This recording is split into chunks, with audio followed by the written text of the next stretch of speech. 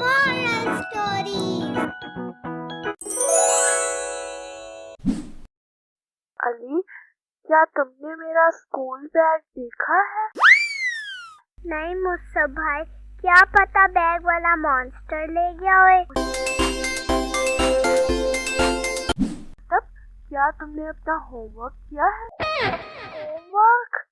Oh no, मैं तो भूल गया। मुसब, तुम्हारा होमवर्क कहाँ है? वो तो मैं घर भूल गया। अच्छा, आप ऐसा करो, हाथ ऊपर करके खड़े हो जाओ। आओ मुझसे प्रिंसिपल को प्रैंक करते हैं। नहीं, अगर पकड़े गए तो? यार कुछ नहीं होता।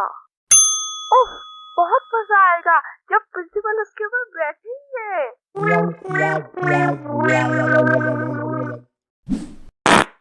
उफ, ये क्या है? मैं छोड़ूंगा नहीं जिसने ये प्रैंक किया है। जिन्होंने भी ये प्रैंक किया है ऑफिस के कैमरा में जरूर कैप्चर हो गए होंगे। मुसब, आज तुम्हारे प्रिंसिपल की कॉल आई थी।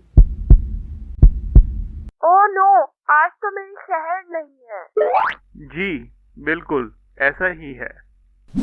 तो बेटा, गलती हो जाती है, लेकिन जरूरी ये है कि हम अपनी गलती से सीखें और आइंदा ऐसा ना करें। यप।